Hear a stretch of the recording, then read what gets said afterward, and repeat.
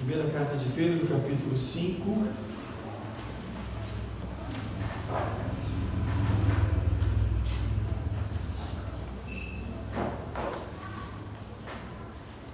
Rogo-vos, pois, aos presbíteros que há entre vós, eu, presbítero, com eles, e testemunha dos sofrimentos de Cristo, e ainda co-participante da glória que há de ser revelada.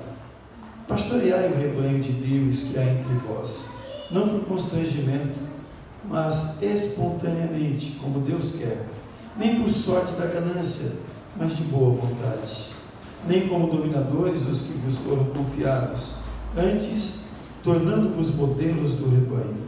Ora, logo que o Supremo Pastor se manifestar, recebereis a inacessível coroa da glória. Rogo igualmente aos jovens, sede submissos aos que são mais velhos, outrosim, no trato de uns com os outros, cingi-vos todos de humildade, porque Deus resiste aos soberbos, contudo, aos humildes concede a sua graça. Humilhai-vos, portanto, sob a poderosa mão de Deus, para que Ele em tempo oportuno vos exalte, lançando sobre Ele toda a vossa ansiedade, porque Ele tem cuidado de vós. Sede sóbrios e vigilantes. O diabo, vosso adversário, anda em derredor como um leão que ruge procurando alguém para devorar. Resistide firmes na fé, certos de que sofrimentos iguais aos vossos estão se cumprindo na vossa irmandade espalhada pelo mundo. Ora, o Deus de toda a graça, que em Cristo vos chamou à sua eterna glória, depois de ter sofrido por um pouco, Ele mesmo vos há de aperfeiçoar, firmar, fortificar e fundamentar. A Ele seja o domínio pelos séculos dos séculos. Amém. Por meio de Silvano, que para vós outros é fiel irmão, como também o considero, vos escrevo resumidamente, exortando e testificando de novo, que esta é a genuína graça de Deus. Nela estáis firmes. Aquele que se encontra em Babilônia, também eleita, vos saúda, como igualmente meu filho Marcos. Saudai-vos uns aos outros com ósculos de amor. Paz a todos vós que vos achais em Cristo. Nós estamos encerrando hoje as nossas meditações sobre essa primeira carta do apóstolo Pedro. Vamos lembrar algumas coisas. A graça é presente em todo o ensinamento do apóstolo Pedro à igreja desse período. A igreja que estava dispersa, alguns que estavam na região da Turquia,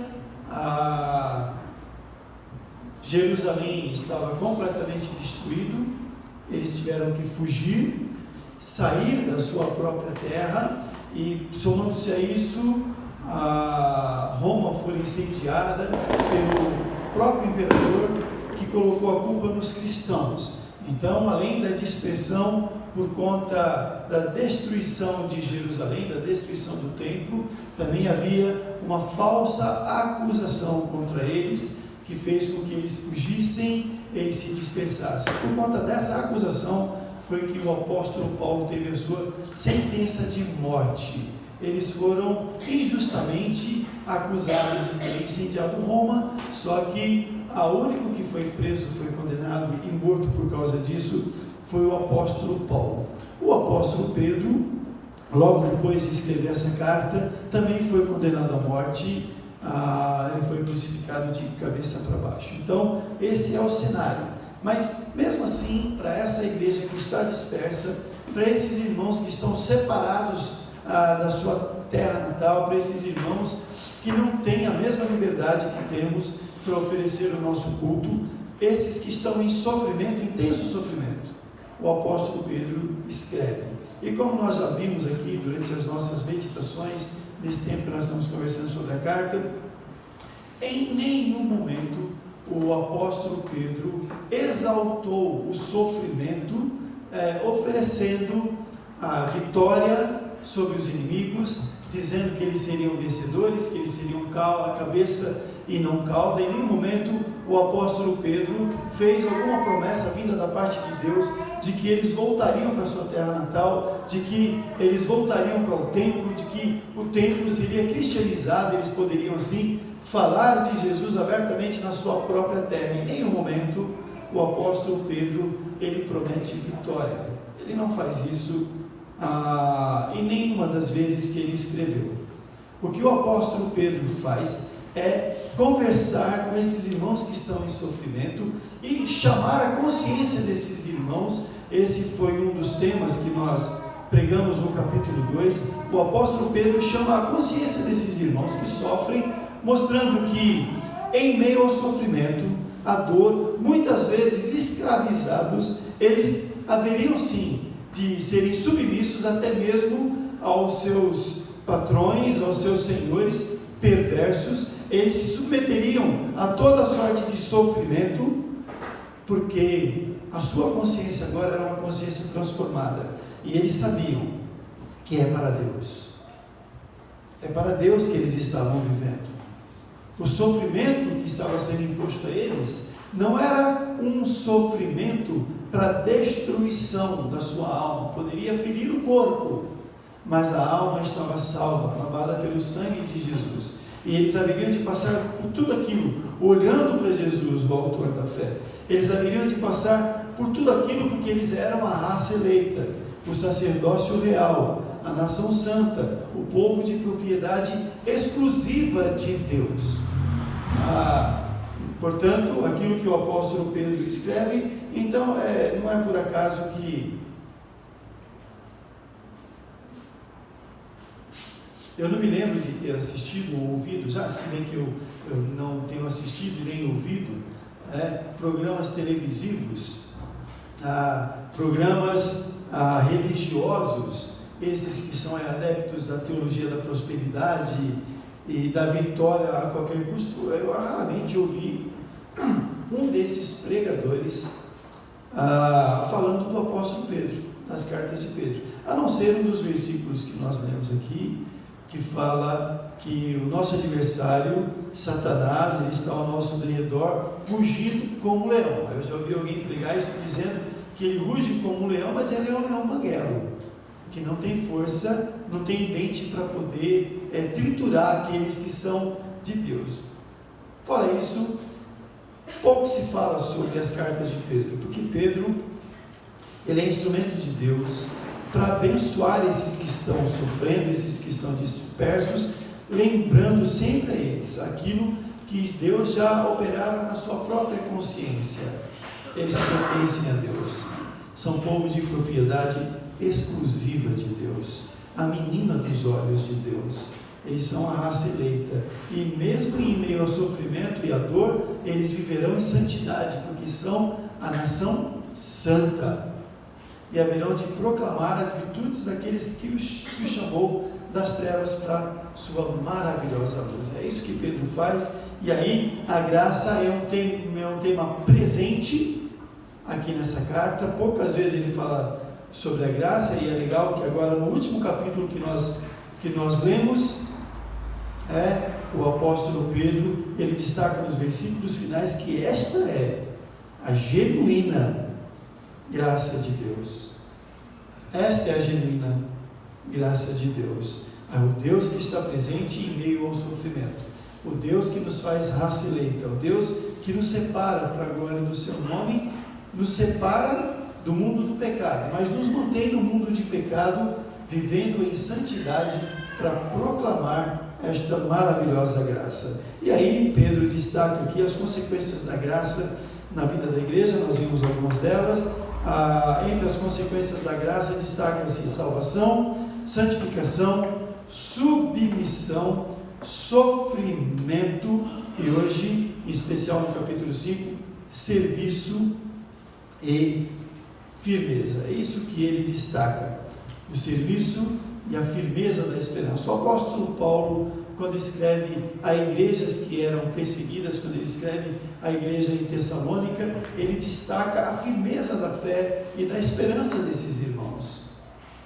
É a firmeza na fé, em saber que mesmo quando sou frágil, quando sou fraco, ele me mantém de pé, porque a minha fé, a minha esperança estão no Senhor. E agora, como alguns conselhos finais, o apóstolo Pedro traz algumas orientações A primeira delas, ele está falando para os líderes, ele diz para eles pastorearem o rebanho de Deus. Ele roga aos presbíteros para que eles pastoreiem o rebanho de Deus que havia entre eles. E de que maneira pastorear? Pastorear pelos motivos certos, sendo exemplo de vida, exemplo de tudo aquilo que ele ensinou, exemplo de santidade, exemplo de submissão, exemplo de firmeza na fé, exemplo de esperança, exemplo de sofrimento para fazer a vontade de Deus. Aí, retornando a nossa mensagem introdutória a esta carta, o apóstolo Pedro, nós entendemos que a jornada de fé do apóstolo Pedro, ela começa lá no Evangelho de João, quando, depois da segunda pesca maravilhosa, o Senhor Jesus, ele chama Pedro de lado, Pedro que havia negado que conhecia Jesus por 3 vezes, o Senhor Jesus chama Pedro de lado e pergunta: Pedro, tu me amas? Você me ama mais do que esses outros? E pergunta 3 vezes para Pedro, e Pedro se entristece por essa pergunta e ele se prostra diante do Senhor. E a resposta de Pedro é: Senhor, o Senhor sabe todas as coisas, o Senhor conhece o meu coração. Eu não sei se eu sou capaz de te amar mais do que os outros, mas eu sei que o meu coração te ama até onde ele é capaz de amar. Ali acontece, no meu entendimento, a conversão do apóstolo Pedro. Ele se levanta entendendo quem ele é diante de quem ele está.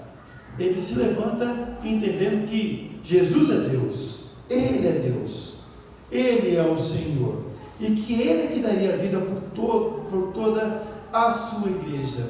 E ele se levanta para cumprir a ordem de Jesus. Nas 3 vezes que Jesus pergunta e Pedro responde, a orientação de Jesus é: então você vai pastorear o meu rebanho, então você vai pastorear os meus cordeirinhos, você vai pastorear as minhas ovelhas. Ali é a vocação ministerial do apóstolo Pedro.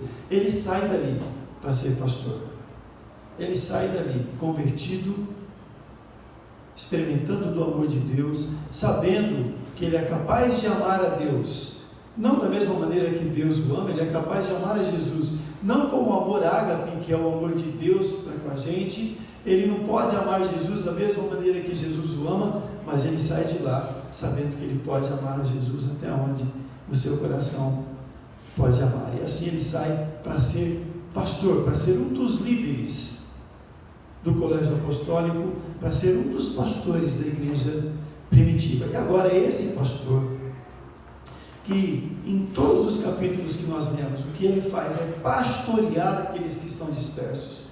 A palavra de Pedro é sempre uma palavra pastoral, é uma palavra que ao mesmo tempo que exorta, acolhe, sustenta. Aquilo que ele está dizendo aqui para os pastores no final, ele que pastoreou, agora ele designa aos pastores que havia entre eles para cuidarem do rebanho, aquilo que ele viveu, a maneira como ele pastoreou, exatamente assim que ele orienta aos pastores: sejam firmes, façam do jeito certo, porque é o rebanho do Senhor, porque é o rebanho de Deus. E nesse pastoreio, a carta mostra isso, Pedro tem esse zelo. Pastorear o rebanho, pastorear a ovelha, não é agradar a ovelha. Pastorear a ovelha não é dar aquela comida que ela espera receber. Pastorear a ovelha é curar a ferida. Pastorear a ovelha não é passar mercúrio em cima da casca da ferida, é colocar o metiolate lá na ferida. Vai doer às vezes, mas isso é pastorear o rebanho. Pastorear o rebanho é não permitir que ele seja enganado pelos que estão do lado de fora. Pastorear o rebanho é ser firme para que o rebanho permaneça olhando para Jesus, o autor e consumador da fé. É isso que ele faz, é isso que ele ensina, e é assim que ele exorta. Ele escreve aos líderes: agora essas ovelhas, elas precisam ser pastoreadas. Vocês vão continuar cuidando dessas ovelhas, porque elas são as ovelhas do Senhor Jesus. Aqui está a igreja escolhida, separada, comprada e lavada pelo sangue de Jesus. E a segunda orientação que o apóstolo Pedro dá agora é para nós, os crentes, começando aí com orientação para os jovens. Acho que ele deixa o jovem por último, porque é complicado falar com o jovem e adolescente. Se falasse no começo, eles se esqueceriam, ia ter que ficar falando o tempo todo. Então deixa por último. Ele traz algumas observações, ele traz alguns conselhos para esses nossos irmãozinhos. E o conselho que ele dá aos jovens aqui é para que eles sejam submissos aos mais velhos. Esse é o único conselho que ele dá: sejam submissos aos mais velhos. E no trato de uns com os outros, sejam humildes, porque Deus resiste aos soberbos, mas aos humildes Ele dá a sua graça. Fazendo aqui, mantendo os jovens dos nossos dias.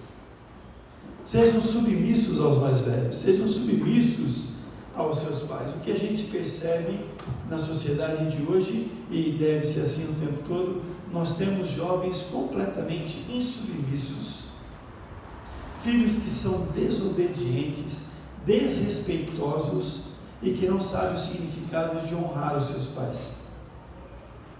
Nós temos uma geração hoje completamente perdida nos seus relacionamentos, uma geração que aprendeu a cobrar desde cedo os seus direitos, uma geração que, muito bom, legal, encontrou a subjetividade, percebeu-se como sujeito, e isso é muito importante, isso é muito legal, mas saber quem eu sou, saber da autonomia que tenho, saber que sou livre, não me dá o direito de ferir o outro, de desrespeitar e de ir na contramão da palavra de Deus. Com os jovens que eu tenho conversado, que às vezes eu tenho aconselhado, tenho orientado, algumas pessoas já me perguntaram, e tenho muito medo. Uma vez alguém me perguntou: pastor, como é que a gente vai fazer com esses jovens e adolescentes dessa geração? Eu falei: como assim? Pastor, eles estão transando, o sexo está liberado, eles estão por aí no mundão, o que a gente vai dizer para eles? Não vamos dizer nada. Nós vamos dizer que Deus os ama, que Deus é o Pai, e eles podem amar a Deus. E às vezes com alguns jovens que eu tenho conversado, que tem conflito principalmente na sexualidade, uma pergunta que eu faço assim: você pode transar? Você pode fazer sexo com outra pessoa, com a tua namorada, com o teu namorado? Diz assim: não, eu não posso. Eu digo: é claro que você pode. Você pode, você é sexuado, você tem libido, você tem desejo. Poder você pode, talvez você não deva. Eu não perguntei se você deve, eu perguntei se você pode. Então, se você pode, você tem aí o órgão sexual que funciona, tem uma cabecinha que é alimentada por desejo, então você pode transar, você pode fazer sexo. É mesmo? Você pode. E quando você sabe que você pode, isso te liberta. E aí você vai fazer, porque você sabe que pode, e não vai fazer, porque sabe que pode. Saber que sou livre me dá a capacidade de dizer não para fazer aquelas coisas que eu posso fazer. Não é pela proibição, não é pela repressão e pela opressão, é pela liberdade, é pela autonomia. É assim. Agora os nossos jovens foram reprimidos, foram oprimidos o tempo todo, e são, o tempo todo, são dispersos, estão largados, como diriam as pessoas lá de trás. Eu estava no metrô outro dia e veio uma senhora com um cartaz assim, de um papelão, e estava escrito assim: e se fosse o seu filho, o que você faria? Eu olhei bem para aquela senhora, olhei do jeito que ela estava, olhei pelo corte de cabelo, não que isso seja tão importante, mas olhando a estética da pessoa, eu logo entendi que ela não morava em Paraisópolis e que não se tratava dos filhos dela.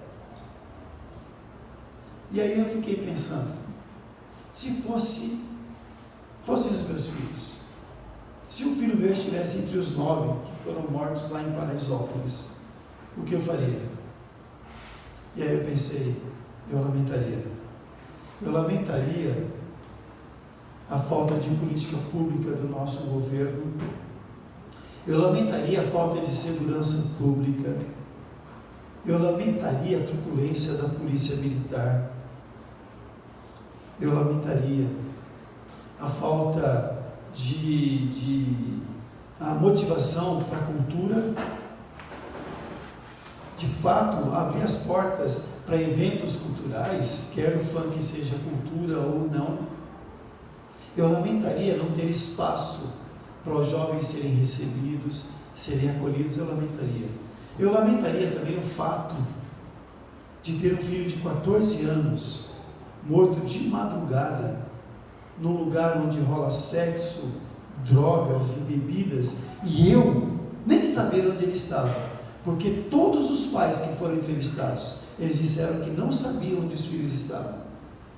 Eu lamentaria ser um pai inconsequente, incapaz de cuidar de um menino, de uma criança de 14 anos. Mas vocês perceberam que isso não está sendo falado? Vocês perceberam que a responsabilidade dos pais, ela não está sendo levantada? A culpa é da polícia, a culpa é do governo, mas é a família. Sabe por quê? Porque para essa sociedade, a família tem sim que ser destroçada, a família tem que ser destruída, ela tem que perder o seu valor, porque não interessa viver em família, porque a família, ela tira a criança, ela tira o jovem do pancadão, a família tira a criança e o jovem da encruzilhada, do caminho onde estão os perigos, e traz o jovem para dentro de casa. A família traz o jovem para a igreja, a família abraça, acolhe. Então é preciso mostrar para os pais que eles não têm mais condições, capacidade e poder de cuidar dos jovens e adolescentes, e é preciso colocar na cabeça de uma criança de 13, 14 anos que ele sabe o que é melhor para ele, que ele pode mandar na sua própria vida. E assim, é claro, teremos jovens insubmissos. E assim, é claro, teremos jovens rebeldes que não sabem honrar os mais velhos, porque não têm sido amados, cuidados e amparados pela própria família, pela própria casa. As orientações do apóstolo Pedro são para aqueles que estavam dentro da igreja, que estavam sendo perseguidos. As orientações continuam as mesmas. A diferença é que talvez lá os pais que estavam dentro da igreja conseguiam, vivendo o evangelho, vivendo em santidade, manter os seus filhos dentro de casa, manter os filhos na igreja. Onde estão os nossos filhos? Onde estão os filhos dessa geração de crentes dos nossos dias? A gente precisa ficar há muitos anos aqui debatendo semana após semana sobre o valor da escola dominical. Por que os pais continuam não trazendo os filhos da escola dominical? Por quê? Porque os pais não insistem em dizer que a Bíblia é a verdade e fazer valer essa verdade. Por que os pais não insistem mais para os jovens, para os adolescentes, que pecado é pecado? Que o pecado não é algo relativo, que você pode fazer o que você quiser, mas a Bíblia diz que algumas coisas você não deve fazer, mesmo podendo fazer. A questão não está naquilo que eu posso ou não posso, porque poder eu posso. Eu posso fazer o que eu quiser. Eu posso trair minha esposa? Eu posso. Eu posso. A Bíblia me ensina o que eu devo fazer com a minha capacidade. A Bíblia me diz o que é que eu devo fazer com as minhas habilidades, com a minha liberdade, com a minha autonomia e com os meus desejos. Essa é a questão. Você pode, filho? Você pode. Agora a Bíblia diz que você não deve, porque isso não agrada a Deus. Essa não é a orientação da palavra de Deus. Essas orientações, essa carta é uma carta completamente atual, muito atualizada, né? E eles tinham problemas? Por certo, eles tinham muitos problemas, porque, por outro lado, é assim, adolescente é adolescente em qualquer tempo da história, né? Eles não são como os adolescentes de hoje, mas eles deviam ter algumas coisas lá que davam certa dor de cabeça para os pais e que nós não temos hoje. O apóstolo Pedro termina a carta dando para mim aquela que é a maior orientação, que é o melhor conselho para essa igreja sofredora, e continua sendo o melhor conselho para mim, para você, como crente, como pais, como filhos, como família que nós vivemos, como crente nesse mundo descrente, como crente nesse mundo liberal, como crente que olha sempre para Jesus em meio a qualquer circunstância. E o maior e melhor conselho que eu vejo nas páginas da Bíblia, diante de circunstâncias adversas que trazem dor, sofrimento e perseguição, é o versículo 7. Lançando sobre Deus toda a nossa ansiedade, porque Ele tem cuidado de vós. Lancem diante dele a ansiedade de vocês, porque Ele já tem cuidado de vocês. Não é que, e a gente gosta muito de dizer isso aqui, a Bíblia não diz que Ele vai cuidar, ela diz que Ele já tem cuidado. Ele já tem cuidado de nós. Lembrando alguns anos, eu estava digitando isso daqui, aí o Luiz chegou e falou: o que é isso? Aí a Ruth estava aqui, eu falei: vem cá, Ruth, o Luiz está me perguntando o que é isso. Quem sabe o que é isso que está escrito aí? É um salmo? É um texto bíblico? O que é isso? Quem sabe? Nem os mais velhos sabem. Lancemos sobre Deus a nossa ansiedade. Lembrou? Esse é um dos cânticos mais belos, que é uma mistura da carta do apóstolo Pedro com também a Mateus capítulo 6. Lancemos sobre Deus a nossa ansiedade, pois Ele tem cuidado de nós. Assim falou Jesus: olhai os passarinhos, não guardam comida para amanhã, mas o nosso Pai Celestial lhes dá. Assim falou Jesus: olhai no campo os lírios, não fazem roupas para vestir, mas o nosso Pai Celestial lhes dá. Porque sim, de nós Deus tem cuidado. Jesus assim falou que o Pai do céu, em seu grande amor, tem cuidado de nós. E assim, lancemos sobre Deus a nossa ansiedade, pois Ele tem cuidado de nós. Esse é o melhor e maior conselho que o apóstolo Pedro está dando. Ele traz verdades, ele traz a grande verdade de que nós somos a igreja, nós somos a nação santa, somos o povo escolhido de Deus, e esse povo escolhido de Deus tem a sua consciência transformada. Agora vive pela fé, sabe que o que vive, não vive para o outro, vive para Deus. Mesmo a opressão que recebe, mesmo a perseguição, o sofrimento e a escravidão, não é o outro quem impõe, mas é propósito de Deus, é projeto de Deus, é para Deus que nós vivemos. Nem que seja para servir ao incrédulo ou corrupto, é para Deus. E se isso traz dor, traz sofrimento, lancemos sobre Ele a nossa ansiedade, porque Ele tem cuidado de nós. Pedro ouviu isso do próprio Jesus, é lançar. E uma pergunta que eu faço: o que é que nós estamos fazendo com a nossa ansiedade? O que é que nós estamos fazendo com os nossos medos?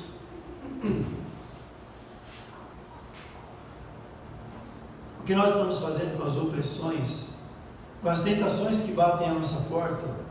O que é que nós estamos fazendo quando a gente percebe que os nossos filhos estão sendo envolvidos, estão sendo influenciados por esse mundo corrupto, perverso? O que é que nós estamos fazendo com tudo isso que nos dá ansiedade? Nós tomamos um Rivotril, um remédio para poder dormir? O que é que nós estamos fazendo? Não posso ficar falando aqui do meu trabalho secular,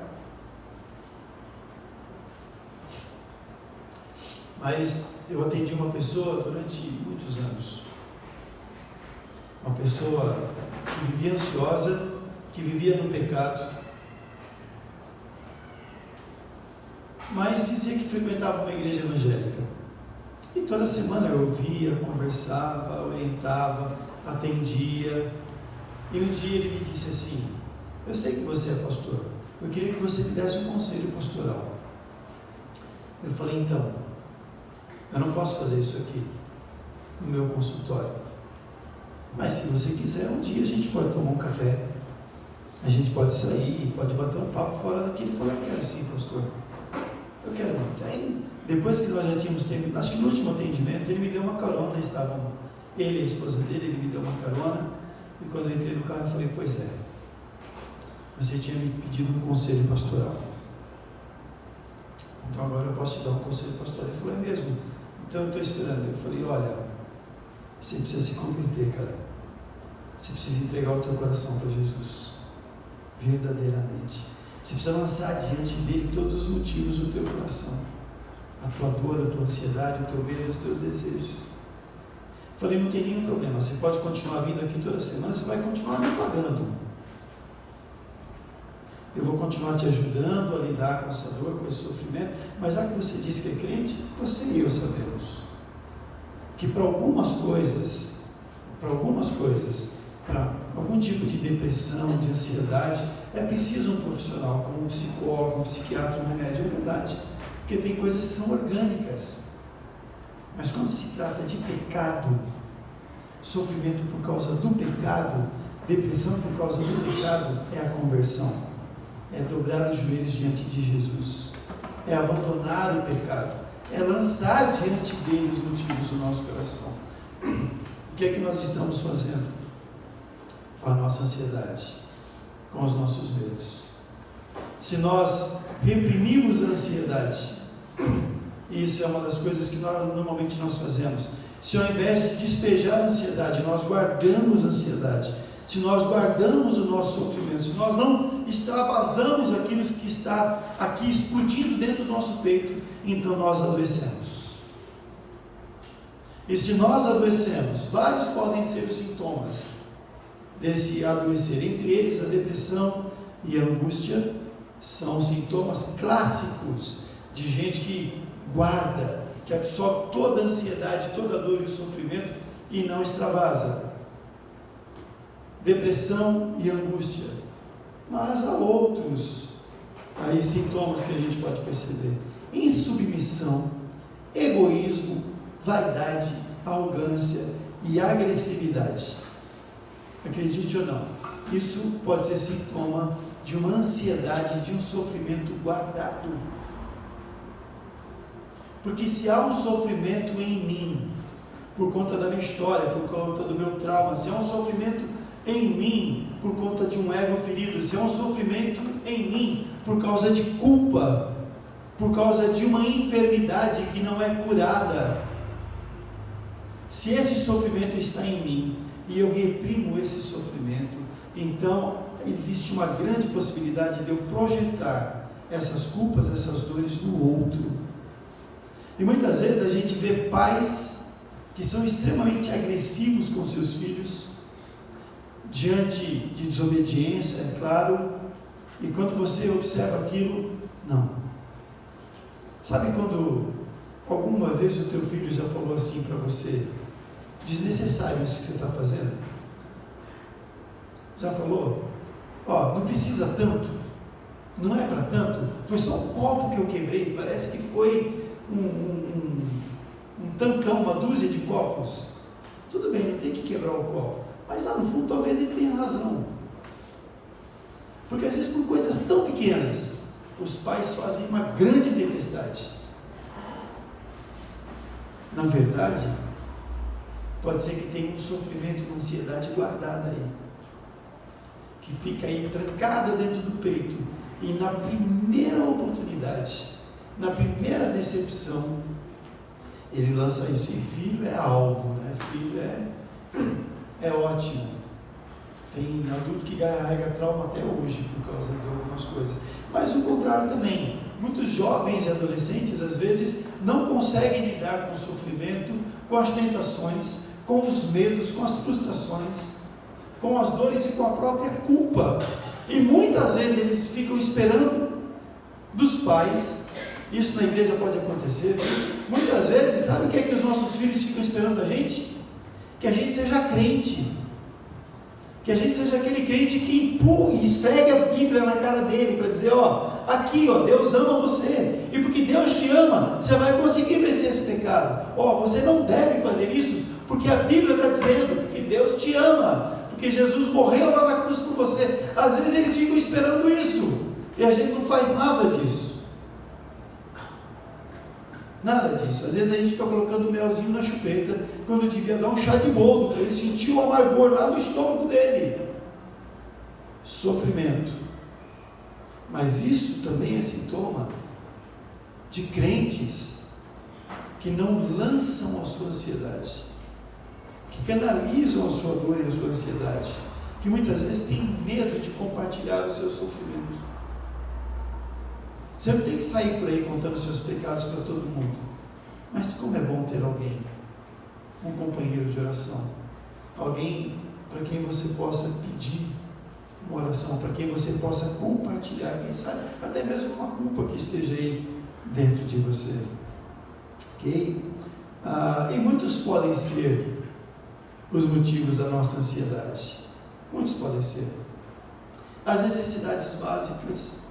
Jesus fala lá no Sermão do Monte, que eu lembrei agora, Mateus capítulo 6, não andeis ansiosos de coisa alguma, quanto ao comer ou vestir, porque os pássaros Deus dá comida, para os lírios do campo Ele veste para que a geada não mate, não queime.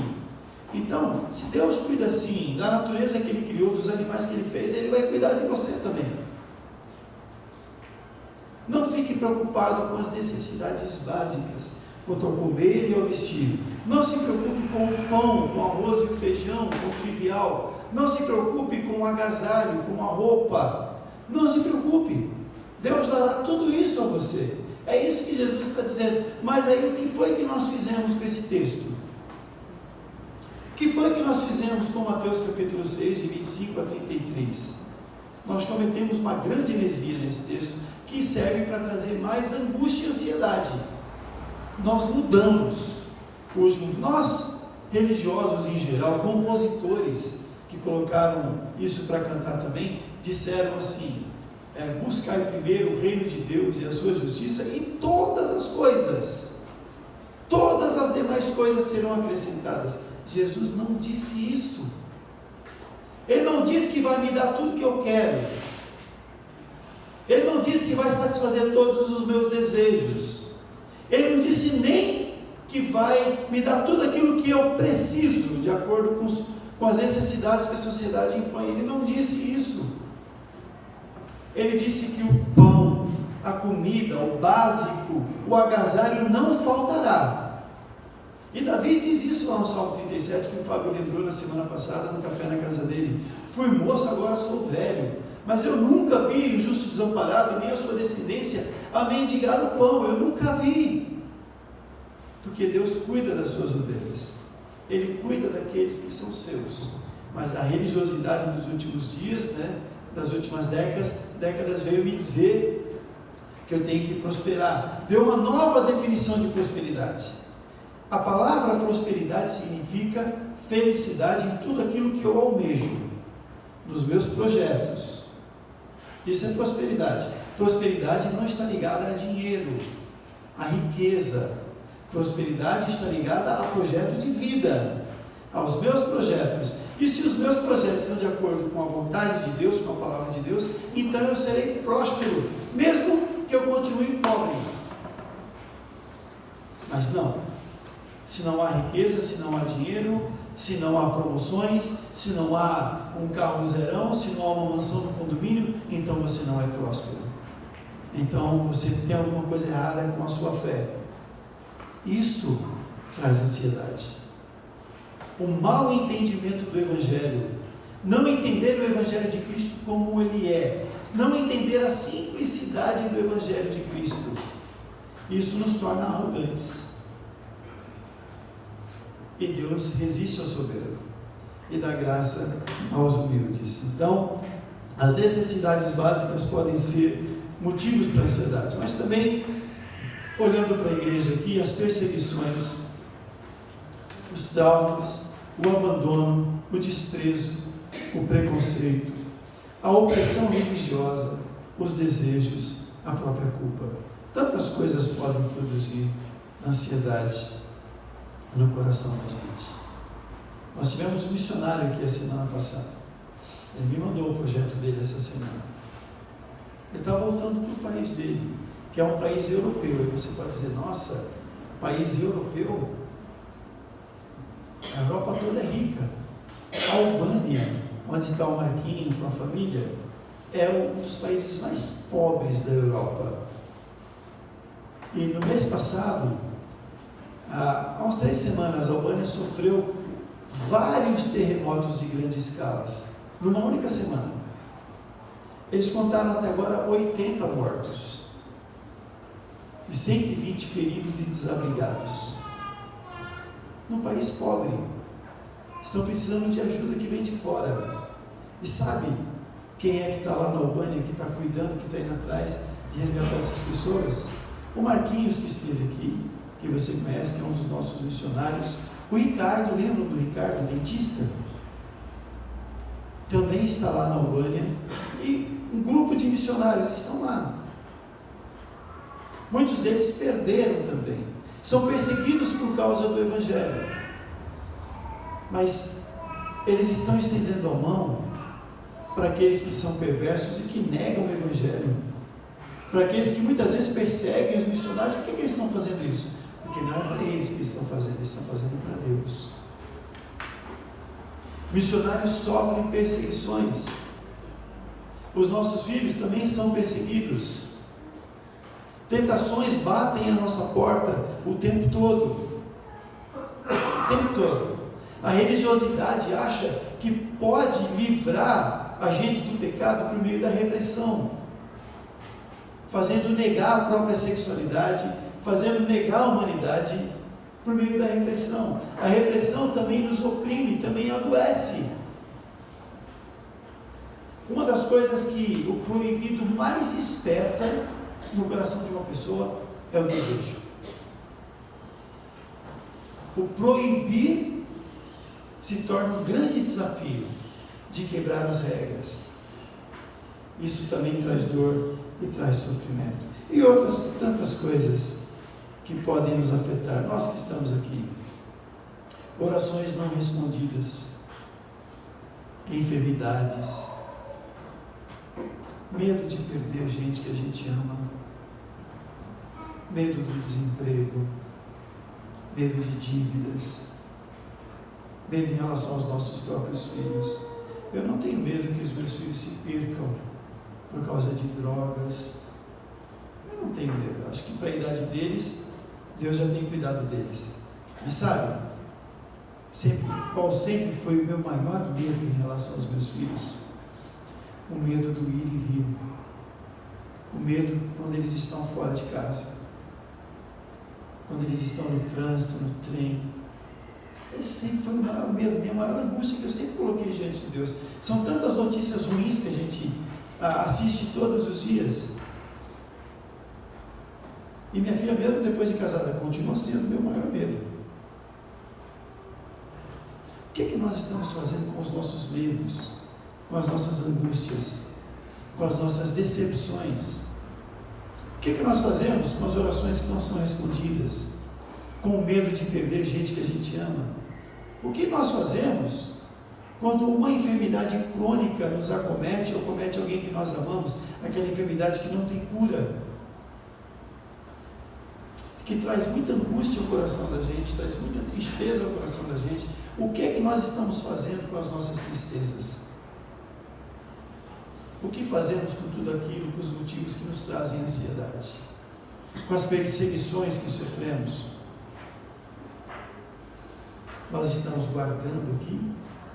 Se guardamos aqui, o nosso peito é muito parecido com uma caixa d'água, que vai enchendo, vai enchendo, vai enchendo, uma hora transborda. Uma hora a água sai pelo ladrão, ou estoura a barragem. Se guardamos aqui, aqui é o pior lugar. Porque quando esse negócio estourar, vai ser uma enxurrada que vai afetar todos que estiverem ao redor. Ou quando vazar aos poucos pelo ladrão, sempre afetará o outro. Muitos estão extravasando a sua ansiedade, não estão guardando a sua ansiedade, mas também estão despejando numa religiosidade distante da Bíblia, estão despejando em teologias que são totalmente contrárias àquilo que a Bíblia nos ensina. Há um único lugar, uma única gaveta onde eu posso depositar a minha ansiedade e todos os motivos do meu coração. É em Jesus. É em Jesus. Pedro termina a sua carta dizendo isso para os perseguidos, para os dispersos. Lancem diante dele a ansiedade de vocês. Ele passa o tempo todo pastoreando e ensinando, mas a circunstância era ruim, era diversa. O clima era tenso. O perigo era constante. Ele pastoreia o tempo todo. E agora ele finaliza dizendo, ainda assim, se ainda há ansiedade, lancem diante de Jesus. Porque Ele já tem cuidado de vocês. Ele já tem feito isso. É lá. Enquanto nós formos teimosos, achando que a gente pode resolver os próprios problemas, enquanto nós acharmos isso, que é isso que alguma religiosidade aí fora diz, que nós podemos ser parceiros de Deus na tomada de atitudes, enquanto nós não fazemos o que a Bíblia ensina, nós continuaremos em sofrimento. Nós continuaremos distantes da palavra. A ansiedade tomará conta do nosso coração. O sofrimento, a dor, a culpa aumentarão a cada dia. E pode ser que por um tempo a gente consiga guardar isso aqui, mas de vez em quando isso vai escapar. Vai afetar os outros, vai ferir a nossa família, vai ferir pessoas que nós amamos. Tudo porque somos desobedientes. É lançar diante de Jesus toda a nossa ansiedade. Isso trará descanso para a nossa alma. Nos dará a certeza de que já deu certo. Já deu tudo certo. Já deu, porque a vontade dele é agradável, perfeita e boa. Ele tem o melhor para a minha vida, ele tem o melhor para nós. É lançar diante dele. Estamos terminando o ano. Essa eu acho que é a última pregação que eu trago para vocês no ano de 2019. E eu queria terminar o ano, se puder fazer um balanço, olhar para esses 11 meses e meio até aqui. Muitas foram as vitórias, mas talvez também algumas derrotas, alguns projetos que foram frustrados, alguns medos, algumas decepções. É uma hora boa para a gente pegar tudo isso e lançar aos pés da cruz, e lançar diante do Senhor Jesus, porque Ele já tem cuidado de nós. Ele não cuidará, Ele já tem cuidado. Já tem. E não é só o melhor, é a única coisa que a Bíblia nos ensina a fazer. Lancemos sobre Deus a nossa ansiedade, porque Ele tem cuidado de nós, e assim Ele sempre nos abençoará. Vamos orar. Pai amado, obrigado mais uma vez por Tua maravilhosa graça, por Teu grande amor e cuidado. Deus, obrigado porque o Senhor nos conhece, o Senhor sabe quem somos, o Senhor tem o melhor para nós. Ó Deus, mas nos perdoa se muitas vezes nós não obedecemos a Tua palavra, nós somos teimosos, nós procuramos ajuda para todo canto, e muitas vezes nós guardamos dentro de nós mesmos, do nosso peito, as nossas angústias, os nossos medos, as nossas frustrações, a nossa culpa, Senhor, e nem percebemos o quanto isso nos adoece. Deus, nos ajude, que Teu Santo Espírito nos dê a consciência de quem somos, E nos ajude, Pai, a despejar, a lançar diante de Jesus, a lançar aos pés da cruz todos os motivos do nosso coração, porque aí está a cura para a nossa alma, na certeza de que o Senhor já tem cuidado de nós. O Senhor deu a vida por nós lá na cruz do Calvário. E tudo que precisamos, tudo que necessitamos, vem do Senhor. E o Senhor já tem nos dado por meio do Teu Filho Jesus. Ajuda-nos, dá-nos a coragem, Senhor. E ajuda-nos também a olhar para a Bíblia, a Tua Palavra, com os olhos da fé. Mas longe, por favor, Senhor, longe das heresias que nos cercam, Pai. Ajuda-nos a olhar para a Tua Palavra como ela é, na unção do Teu Santo Espírito, entendendo o Teu propósito e a Tua vontade. E assim estarmos sempre prostrados diante dessa Palavra Santa, sempre conhecendo e experimentando a Tua boa, agradável e perfeita vontade. Visita o coração de cada um de nós. O Senhor sabe os nossos motivos. Deus amado, visita-nos, quebranta-nos e abençoa-nos. E muito obrigado por Teu grande amor e por Tua maravilhosa graça. Em nome de Jesus. Amém. E assim, queridos, que a graça maravilhosa de Jesus, o grande amor de Deus o Pai, a comunhão e as consolações do Espírito Santo sejam derramadas sobre cada um de nós que aqui estamos, hoje e até a volta gloriosa de Jesus. Amém.